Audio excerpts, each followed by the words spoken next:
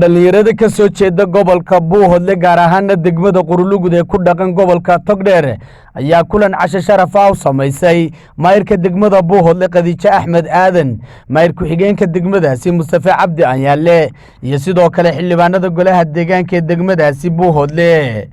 madashan oo ahayd isbarasho iyo in meel looga soo wada jeesto horumarinta degmada Buuhoodle iyo deegaanada hoos yimaada waxaanay dhalinyaradu halkaasi ka ballan qaaday inay kala shaqeyn doonaan wax kasta horumarka la xidhiidha oo deegaanadaasi ay ka qabanayaan isla markaana ay uga baahdaan xildhibaanada cusub ee golaha deegaanka degmada Buuhoodle waxaana munaasabadaasi kala soo qayb galay injineer Salebaan Dheer oo kamid ah xildhibaanada golaha wakiilada ee gobolka Togdheer xogayaha dawladda hoose degmada Buuhoodle iyo marti sharaf kale ugu horeynba xubno ku hadlayay afka dhalinyarada ayaa u soo jeediyay xildhibaanada cusub ee degmada Buuhoodle in ay ka shaqeeyaan horumarinta gobolka Buuhoodle iyo degmooyinka hoos yimaada waxaana sidoo kale ay ku baraarujiyeen in qayb weyn laga qaato nabadgelyada deegaanadaasi isla markaana laga shaqeeyo waxaana kamid ah hadaladoodii waxay daaran tahay madashana sharaftan aanu caawa u qabanay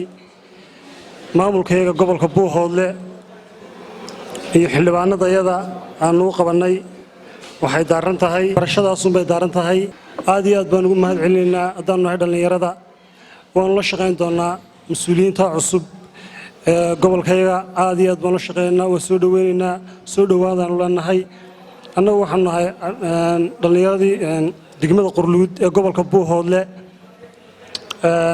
sharaf weyn bay noo tahay annaga gaar ahaan degmada Qurulugud hadaan nahay inaanu barno maamulkayga cusub dee wada shaqeyn waxaan rajaynaynaa wada shaqeyn fiican dhex mari doonto annaguna waxaan ballan qaadaynaa inaanu si fiican ula shaqeyno maayirada degmada Buuhoodle maayir Khadiija Axmed Aadan iyo maayir ku xigeenka degmada Buuhoodle Mustafa Cabdi Anyaale xogayaha Khalid Xuseen Maxamed iyo dhammaan xildhibaanada oo aanu u sameynay sidii bulshadii deegaanka dhalinyarada deegaanka ka soo jeeda ee gobolkan wax ka barata iyo golaha deegaanka ee cusub ee hadeerta lagu doortay codka shacabka ay isu baran lahaayeen baan horta markii hore xafladan u qaban anagu haddaan haweenahay guud ahaan haweenka Soomaaliland maanta waxa matasha maayirada gobolka Buuhoodle insha Allah Ilaahay subhanahu wa ta'ala waxaan u weydiinayaa inuu Ilaahay xilka u fududeydiyo inta ay mas'uuliyadda hayso guud ahaan gobolka iyo shacabkii doortay ay maxay ahaydee hoggaan qurux badan iyo hiigsi iyo himilo iyo gobol lagu hirto ay ka dhigto waynu wada ducaynaynaa dhammaanteen ageesta kale xildhibaan Salebaan Dheer qaar ka mid ah xildhibaanada golaha deegaanka degmada Buuhoodle maayirka degmada Buuhoodle Khadiija Axmed Aadan iyo sidoo kale maayir ku xigeenka degmadaasi Mustafa Cabdi Anyaale ayaa u mahad celiyay dhalinyarada garwaaqsatay la kulanka xildhibaanadooda waxaana ay sheegeen inay diyaar u yihiin inay la shaqeeyaan dhalinyarada ka soo jeeda gobolka Buuhoodle waxaan isku dayi doonaa hadii Ilaahay idin ka dhigo wixii inaga maqan gobolada dawladda dhexe inaga maqan goboladeenaas inaanu sida ugu hawsha badan aynu u gallo oo xildhibaanada u soo baxay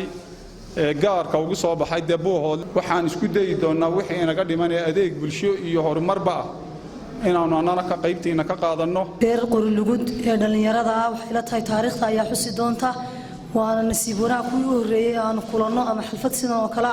nagu soo maamuusa ama noogu yeedhaa waxaan leeyahay jazaakumullahu jazaa sida aad noo sharafteen Allah idin sharfo sida aad noo maamusteen waan idinka